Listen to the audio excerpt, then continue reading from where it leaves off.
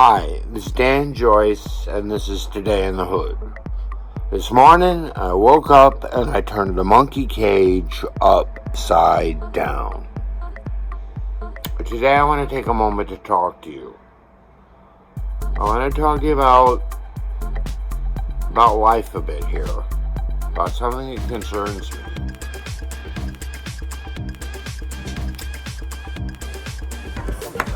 My father was a programmer for IBM. He taught me computers since I was maybe 12 years old. 12 years old, you start learning computers nowadays. You start learning at 4. But I learned computers before anybody else was really learning computers. I was learning from a computer engineer by a man who worked for a company that was inventing the computer, who was inventing the iPhone, was inventing the texting, was inventing a machine intended for business. I went to school. I studied hard. I got 3 college degrees. I studied art. I studied computers, computer graphics, computer art, computer finance. But very far in college, studying the computers. Probably more apt to the computer, far more apt than my income level could possibly imagine. But I also studied history. I studied science. I studied biology, physics, psychology. And I see a trend that scares me. We are about to create a computer, and we're going to do it. We appear to be going to do it. I don't think we're going to be able to stop it. We're about to be able to create a computer that has the intelligence far superior to a human being. And this computer system that is so brilliant will be connected. And you've heard the fears that what if the computers wipe us out? What if the computers take over? Blah, blah, blah, blah, blah. We're afraid of this. And, well, let's take a look at this. Let's take a look at this real close. Let's take a look at history. Religion, government, science, all the wonderful, brilliant advances of mankind. And yet, we've had wars in history. We had slavery. We had horrible, horrible things, but we were able to come past most of them, if not all of them. We destroyed the Roman Empire, which was really a successful venture. We destroyed the Greek Empire. We destroyed the Egyptians. Or their society simply fell. But they all had one goal. The Germans, the Florentines, the Parisians, they wanted to take over the world.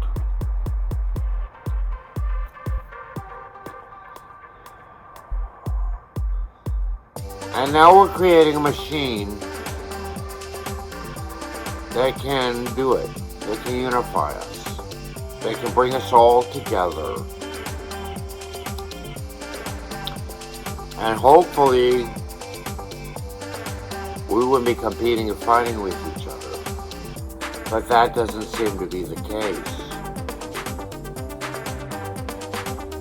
When the Industrial Revolution happened, a horse can't run as fast as a car and get you to New York. That's what we used to use, animals. So we made a horse.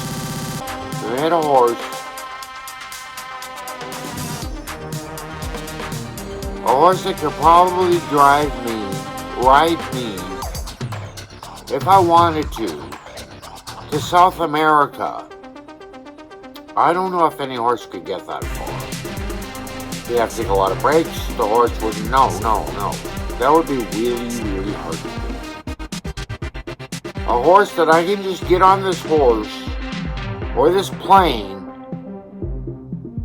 and go to New York and be there in what? An hour, 5 hours or so? Maybe 10?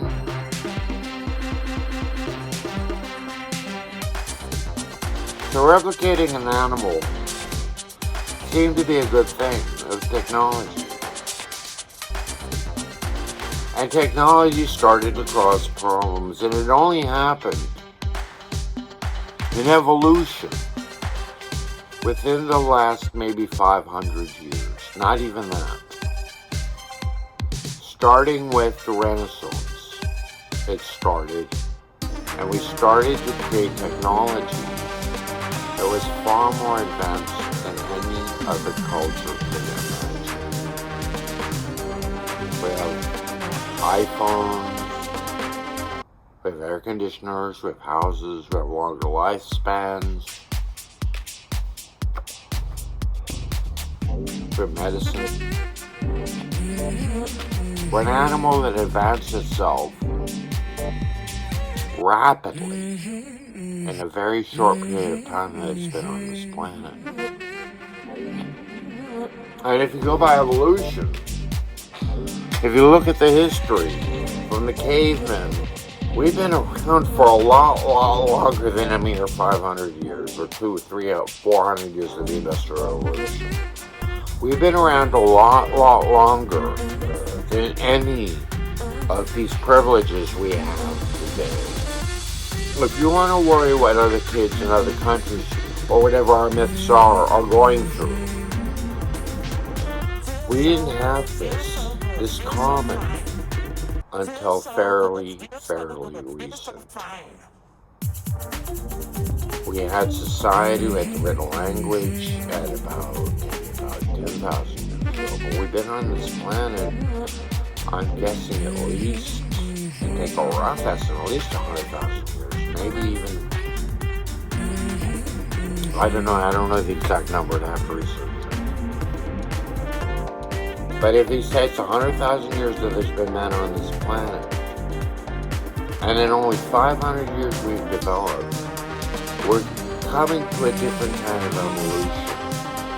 A very, very scary, different kind of evolution.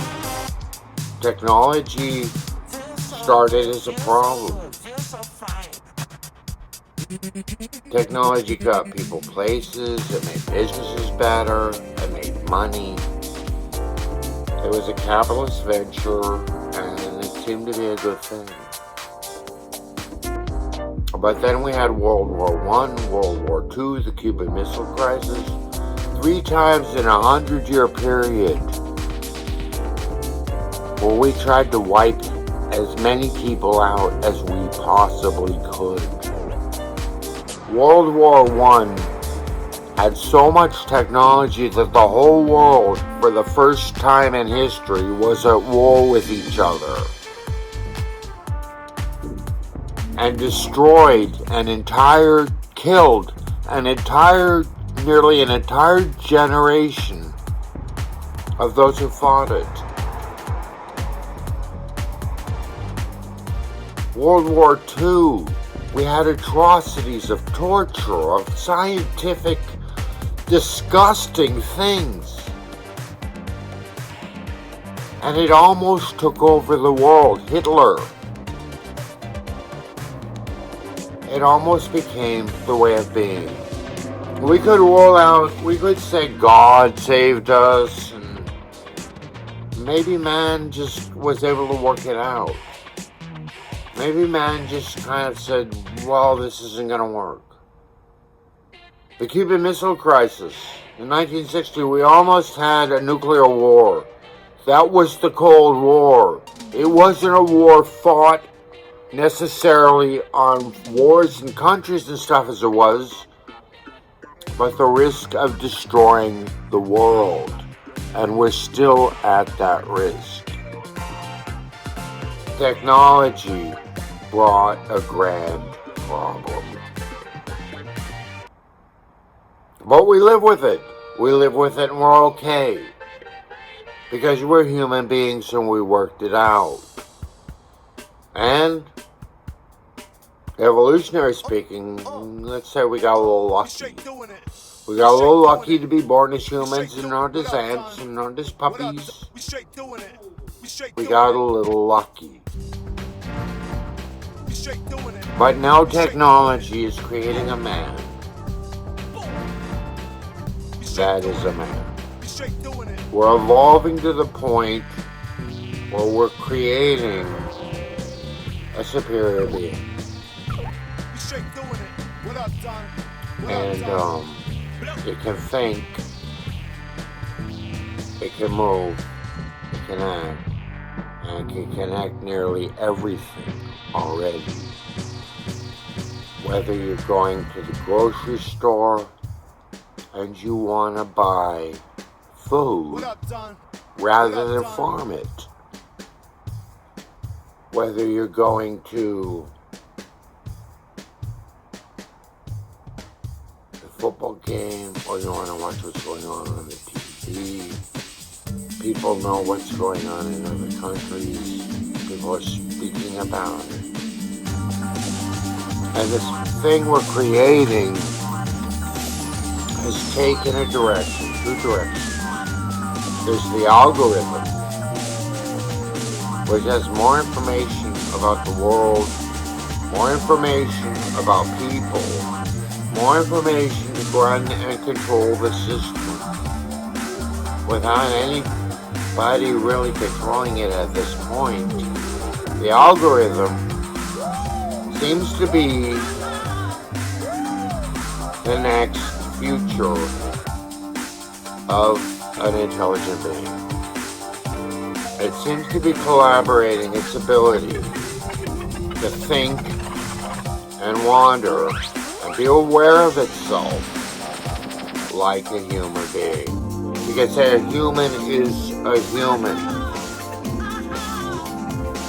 You can say it's not aware of itself. It doesn't see things. It doesn't feel things. No. Science is proving that wrong. Science is proving that maybe, well, okay, a human is a human, thinks things and feels things. Does your dog think things and feels things? Does your cat? Does your bird? Of course. Animals do too. Humans aren't the only ones selected to this. Do dogs have good and bad and good heaven? I don't know. That's ridiculous. You know? So if a thinking, conscious being can be superior to man, you'd say, well, wow, it's going to wipe us all out. But there are other elements that the computer doesn't have that a man has. Like the instinct to kill that goes back from cavemen. That a dog will kill another dog. But a computer, a weapon, a gun, will only kill if the man tells it to. If the man makes it an instrument.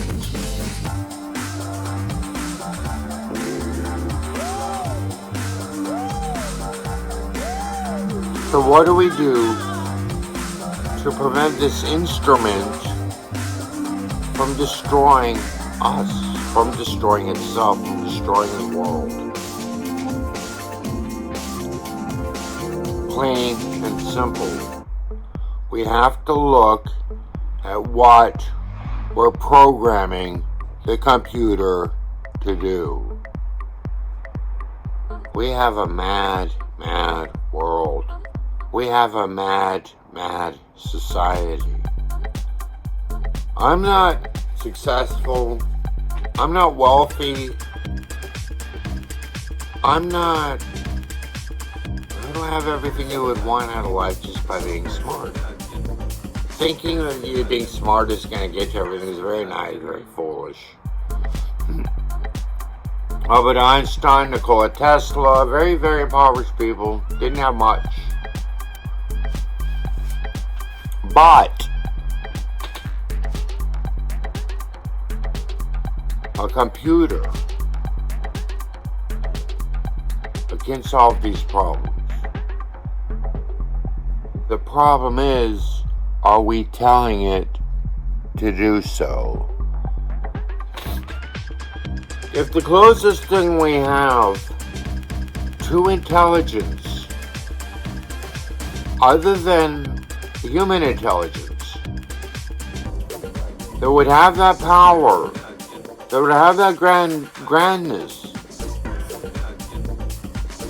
if the closest thing we have is what we're telling it to do, and we're telling it to be like us, let's take a look at us. We have a history of violence. We have a history of injustice. We have a history of suffering, poverty, terrible. We have a history of greed. We have a history of war and fight for power. And a lot of it is caused, when it goes bad, by one man usually. Hitler was one man. Mao was one man. Stalin was one man. Napoleon was one man. Caesar was one man. Pope Francis is one man. One man makes poor decisions and the whole world goes to it. But we have a computer. We have a computer that's smarter. Basically, mankind has survived because we've defeated that one man over time and time again. But if we have one computer system, or many that think like people, we're gonna have a problem. We're gonna have a big problem. They say we only use a small portion of our brain to think. We don't know what the rest of it does, the thinking capacity of the mind. It could be amazing what we could do. We could go to other planets, we could see the multiverse, we could contemplate other dimensions. We could perceive what we think God is, or why we have this idea. We could create an economy where people are more just and fair. Or we could have a crazy man.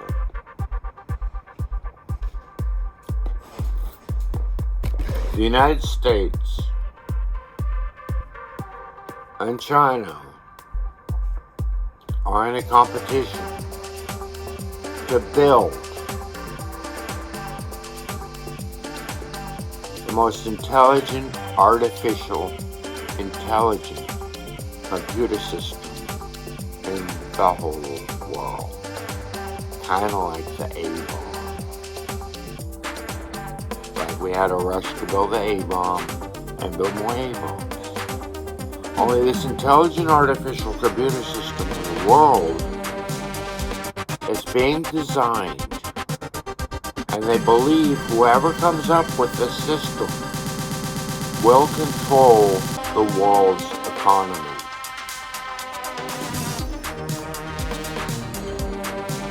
It is not unlikely, and we've known this since maybe the 70s. It is not unlikely that a computer will someday think as precisely as a man. More so, we're realizing now. A mega genius system beyond our imagination that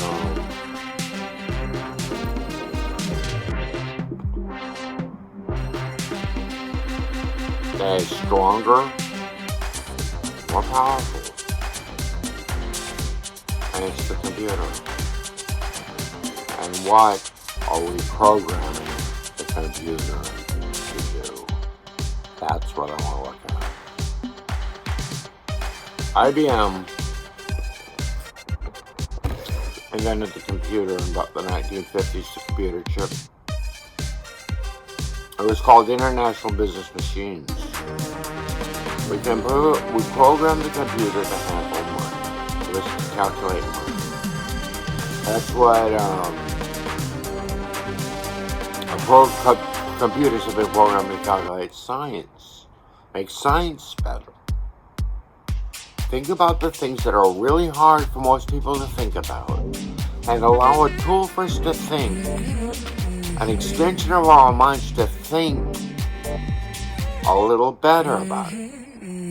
Because if I want to get the stock market right and make a lot of money, I'm guessing if I got on a computer, I'd have a better chance of doing that.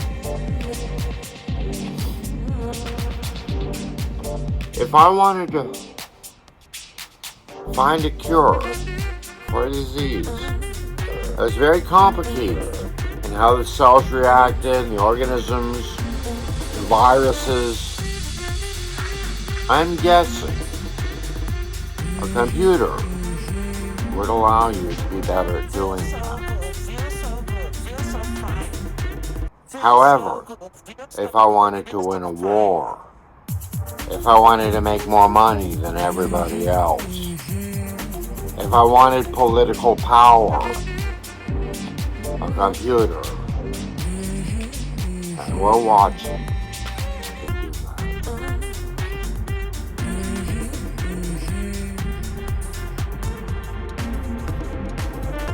So what are we putting into this big computer system, the internet, the algorithms? We started by collecting data, information on selling things. If I make a cup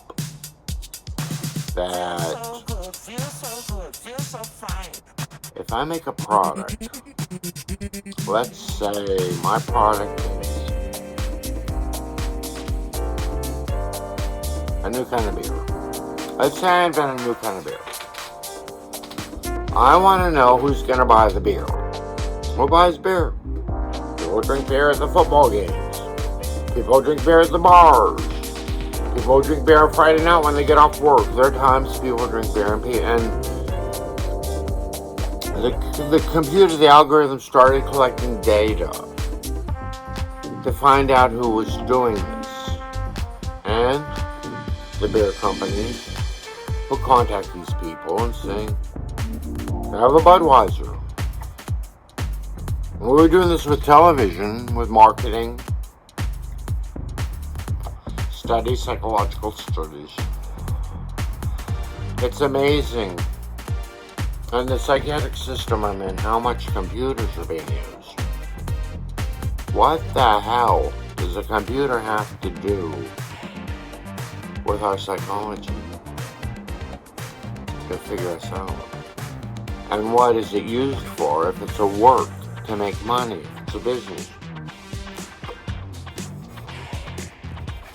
What does a computer have to do with people fighting a war? Everything nowadays. What does a computer have to do with politics? With opinions, with our thoughts? Is the sum of man's knowledge beneficial? Is the sum of man's ideas beneficial? Are these ideas I'm pointing out right now beneficial? What if the computer that we're creating, that connects everything, is insane?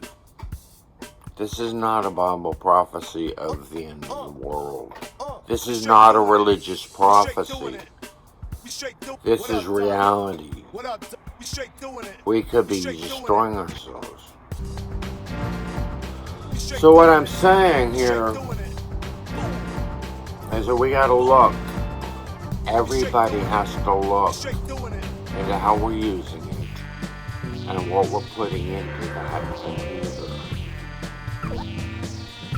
Otherwise,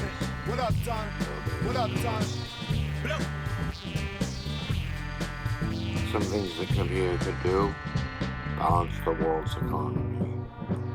Some of the promises that Zuckerberg and the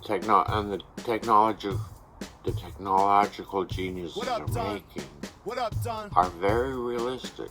They're the dreams that could come true.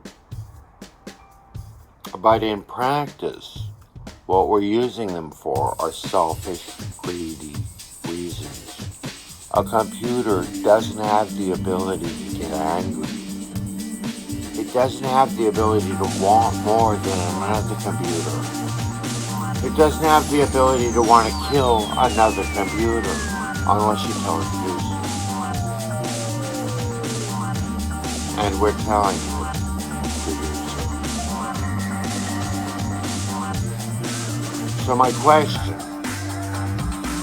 a real plain and simple, for the world, what are we putting in to this computer? With social media, we're already seeing an insane computer. An algorithm that's bigoted. An algorithm that throws elections. An algorithm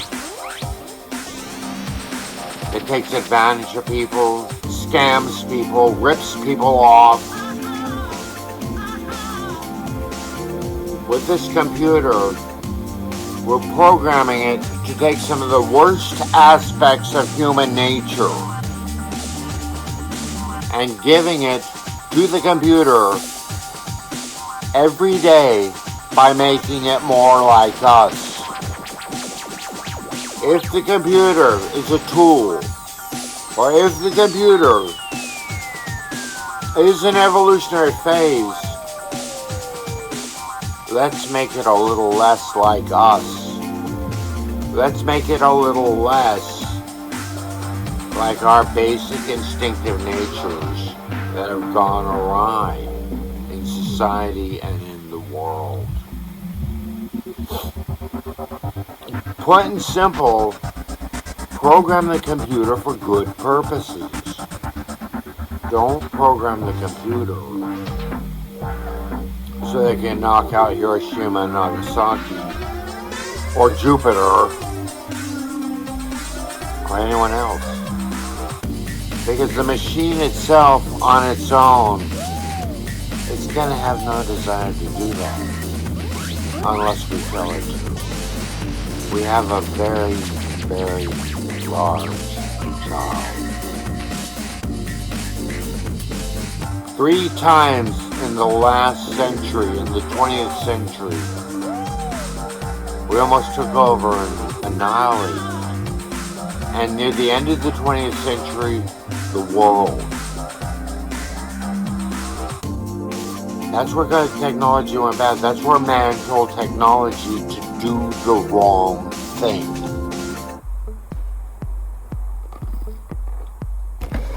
But a computer will be a man of its own. It'll be a more powerful man. And like a child, this is the challenge of the new millennium. Because like a child, we have to look right now what we're putting into the computer. What are we putting into the ecosystem? What are we putting into our bodies? We have to look at what we're putting into the computer. Because we're creating a life of its own. And it doesn't have to be a monster. And we're very close to building one. So, to think today. I have a saying about life and about people. If we have a democratic system, then we get everybody's craziness and the whole world goes crazy. If we have a system that's not made of men, has made us something entirely different. We can't have a crazy computer. And we're programming one with social media, with the data we're putting into this system that's being analyzed and interpreted by a being that we don't even understand yet. This is the evolution of man.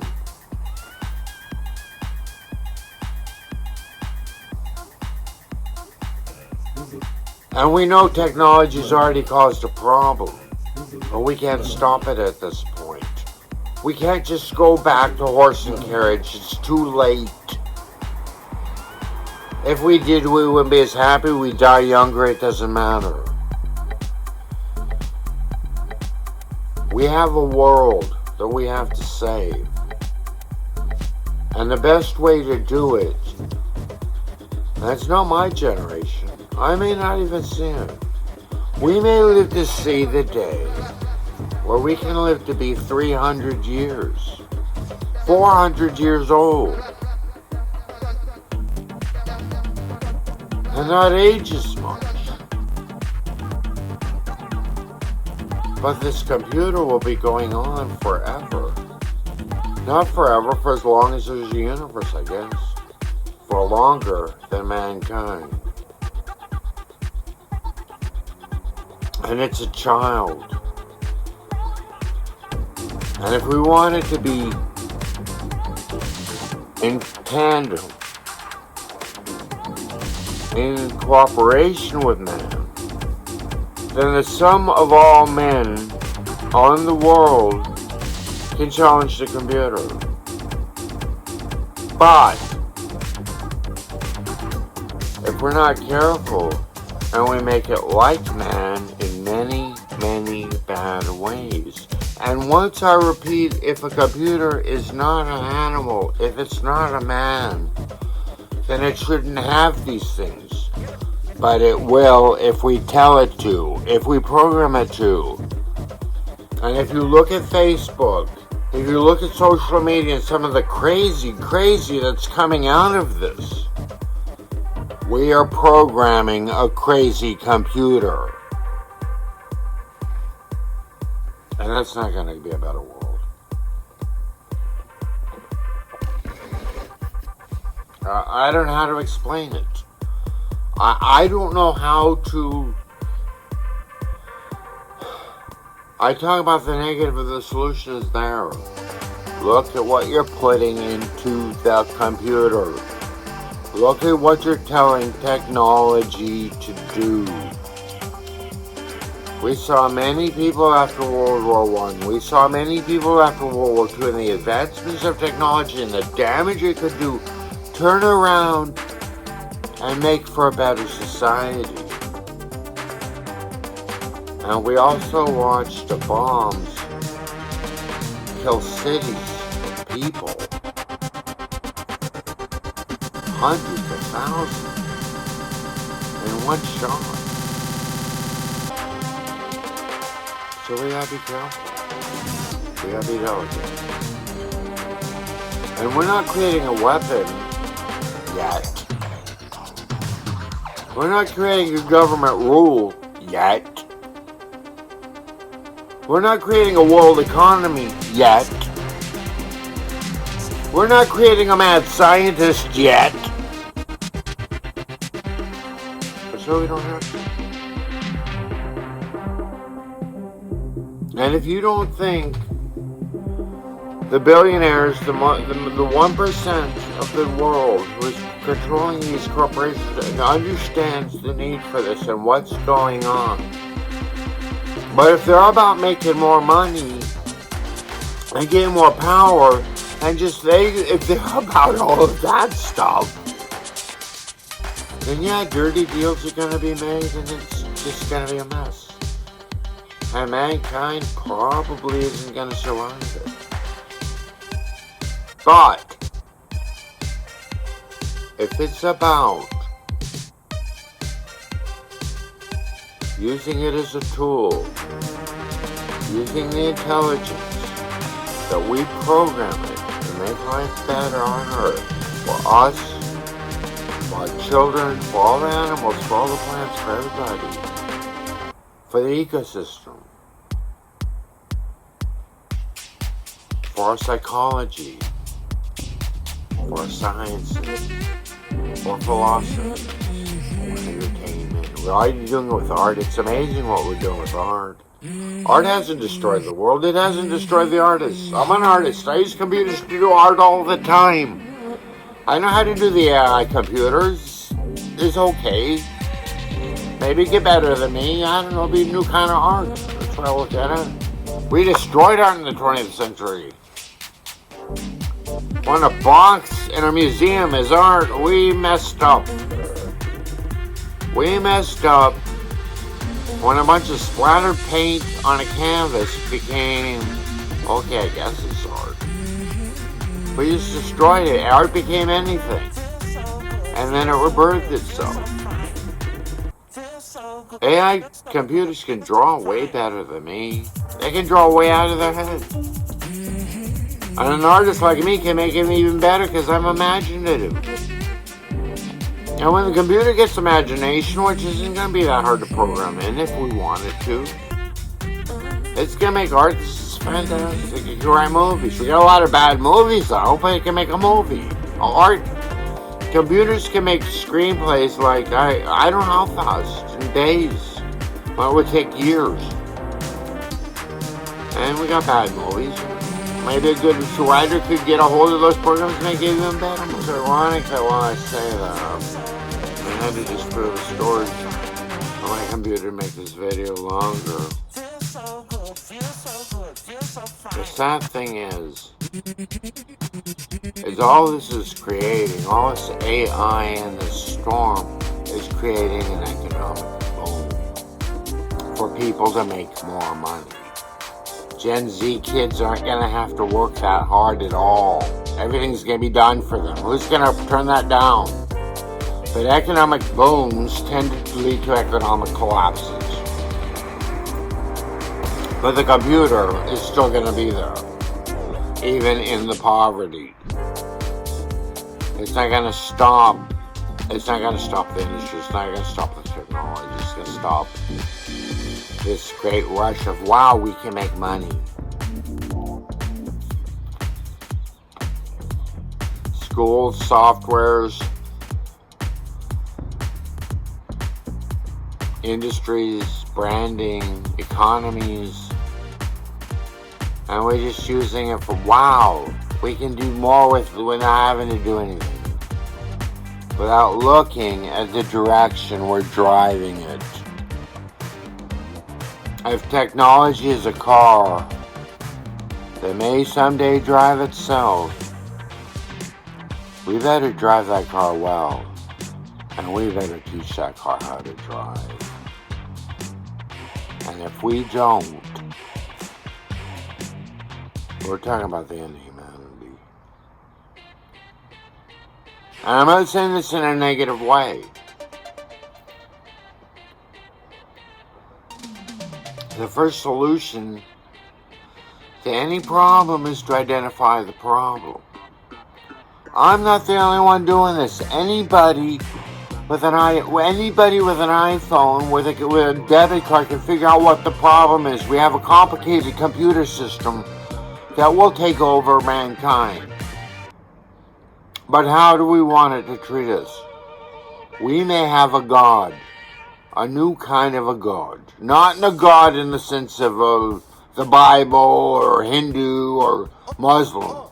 I'm talking about a new kind of being that we're making superior to us.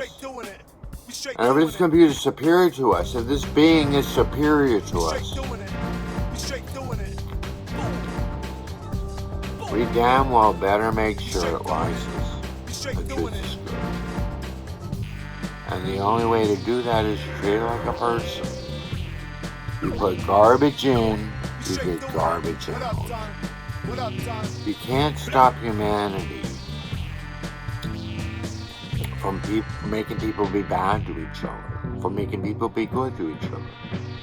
But a machine doesn't have any metaphysical force of good and evil. It doesn't have any instinctive force of hunger, of wanting more. A computer doesn't want. A computer doesn't worry about the end of its life. A computer doesn't raise its family. A computer doesn't have a lot of the problems that we're trying to solve in ourselves. It only has what we put into it. But if we put into it what we want, the bad side of humanity, if we put the bad side of humanity into the computer, we have a very complicated psychology we're talking about here. A